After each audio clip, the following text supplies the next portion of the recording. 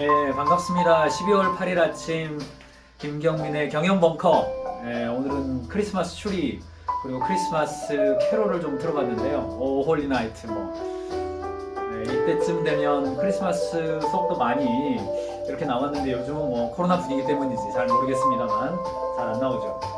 네, 유튜브에서도 오래 틀면 저작권 위반이 걸립니다. 노란 딱지가 날라오죠. 그래서 마무리했습니다. 오늘 아침에는요. 확진자가 나온다면, 우리 회사에서 확진자가 나온다면 이라는 카피로 좀 가져왔는데, 아마 올해 이제 경영을 하시면서 확진자 동선에 걸려서 직접 자가격리를 해보셨거나, 저는 자가격리 대상이 돼봤어요. 2주 동안 집에 있어 봤습니다. 와, 답답하더군요.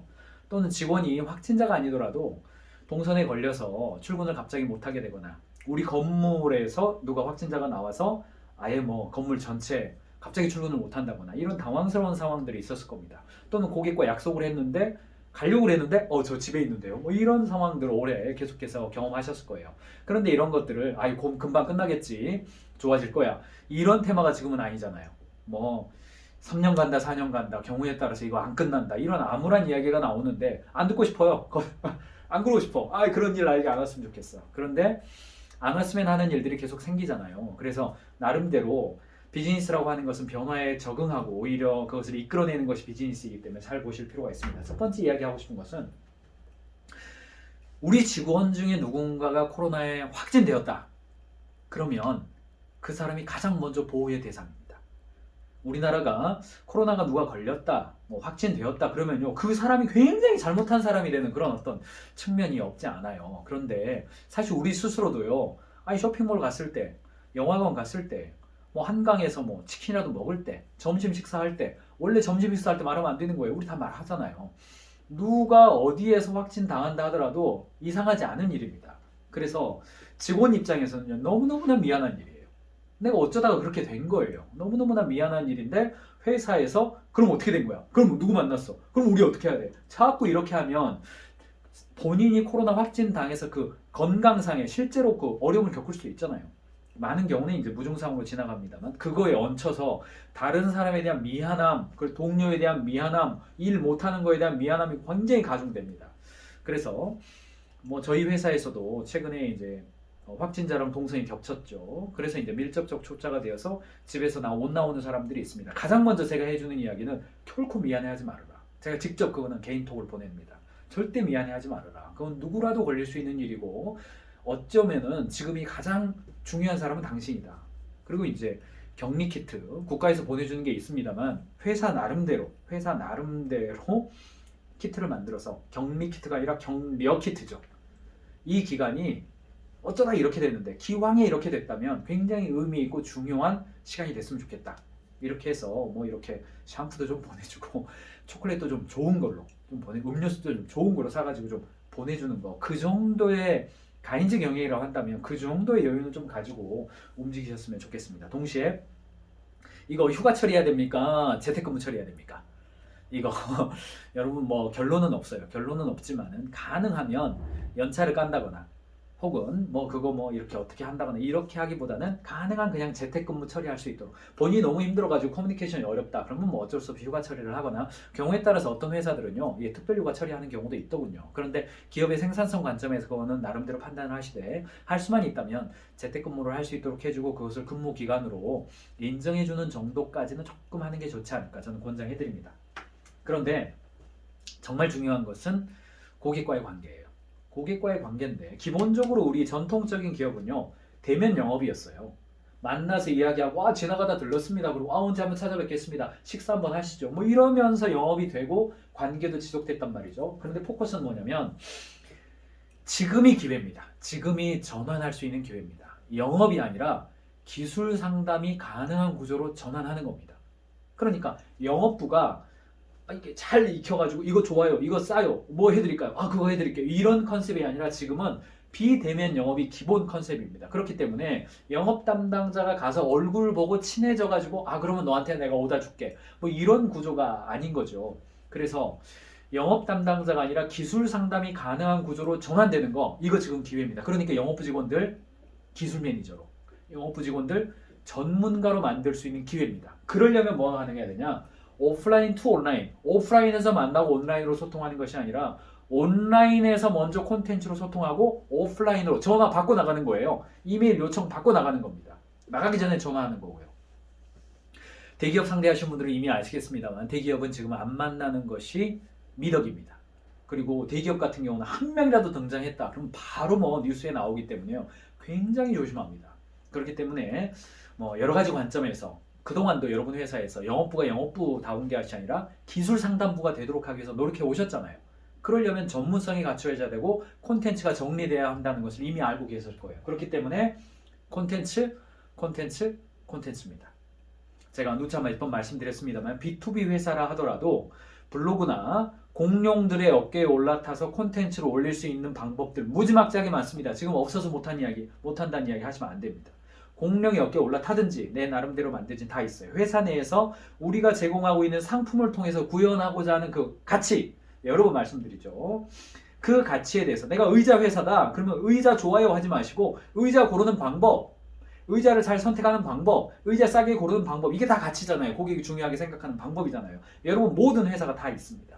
그 관점에서 콘텐츠를 경영자가 먼저 하시면 제일 좋고 영업 담당자들이 자신의 영역에 있어서 조금 블로그를 써보든지 영상을 좀 만들어 보든지 그렇게 해서 온라인으로 먼저 소통하고 필요하면 전화하고 오케이 한번 이번에 만납시다. 그렇게 영업이 전환되는 것이 굉장히 중요합니다. 자, 마지막 세 번째는요. 이 부분이 이제 좀 중장기적입니다. 이게 수동적으로 확진자 나오면 이렇게 해야지를 좀 뛰어넘어서 오히려 지금은 오피스 근무 환경이 빠르게 바뀌어가고 있습니다. 뭐 제가 누차 말씀드리지만 우리나라에서는 아직 감이 없습니다만 영국이나 실리콘밸리 차원에서는요 조금 미래를 그리는 드라마에 등장하는 이야기가 뭐냐면 Monday Go to Working 투쟁이라는 게 있어요. Monday Go to Working 무브먼트라는 게 있죠. 운동이에요. 이게 뭐겠습니까? 네, 월요일 아침에 나도 출근하게 해달라. 나에게도 오피스, 나에게도 사무실을 달라라고 하는 비정규직 근로자들의 투쟁을 그린 어떤 그런 영화입니다. 미국 같은 경우는 근로계약을 체결할 때 사무실을 주느냐가 복지 중에 하나예요. 그러니까 사무실로 안 나오고 재택근무하는 것이 혜택이 아니라 사무실을 주는 것이 혜택인 사회가 곧 옵니다.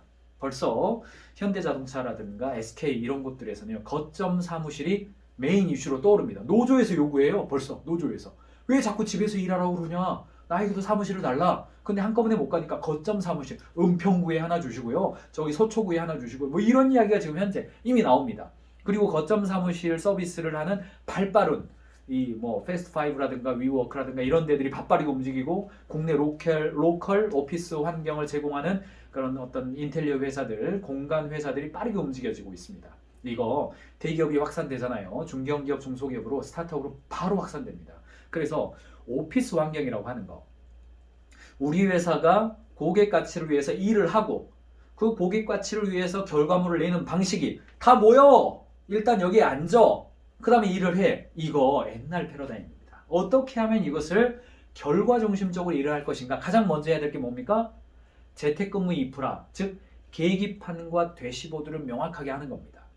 재택근무 혹은 원격 근무가 되려면 계기판이 명확해야 돼요. 해당 부서가 이번 주에 혹은 이번 달에 달성해야 될 계기판이 무엇인지가 좀 나와줘야 돼요. 그리고 그게 대시보드화 되어서 디지털상에서 보여줘야 됩니다. 그러니까 최근에 업무톡들이 무지막지하게 지금 급성장, 20배 이상 성장하잖아요. 줌에 뭐 엄청나게 성장했잖아요.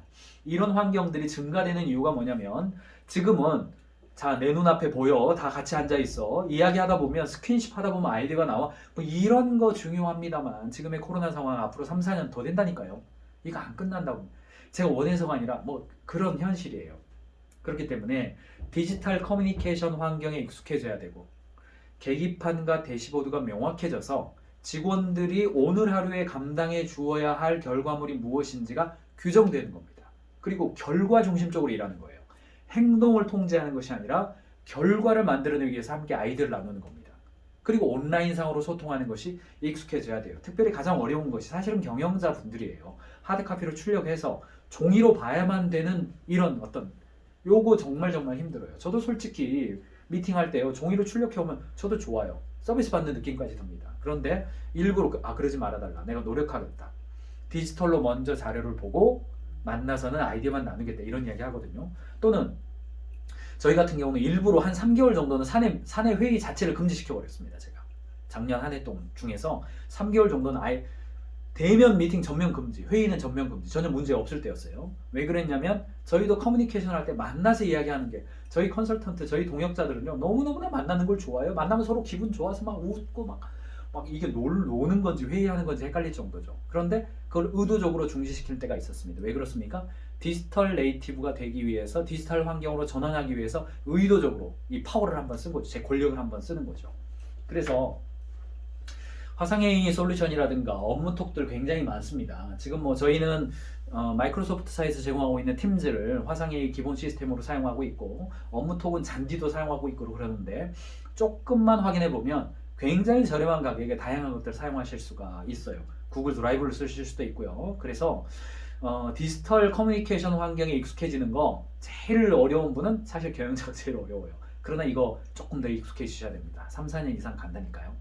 이 변화에 좀 익숙해질 필요가 있고, 사실 저희가 이제 작년부터 그 원격 근무 10개명을 보급했습니다. 제가 현장을 보니까 코로나 상황이 안 끝나는데 하다 보니까 이렇게 돼버렸어요. 그래서 뭐 줌 회의하는데 얼굴도 안 켜고, 뭐 아침에 미팅하자 그러는데 안 들어오고, 출근했는지 안 했는지도 모르고, 관리도 안 되고, 뭐 이런 상황이 있고, 대시보드도 안 만들어졌는데 뭐 일을 하는지 안 하는지, 월급을 줘야 되는지 말아야 되는지, 휴가 처리해야 되는지, 뭐 반차 처리해야 되는지 너무너무나 이렇게 헷갈려 있기 때문에 저희가 보급을 했습니다.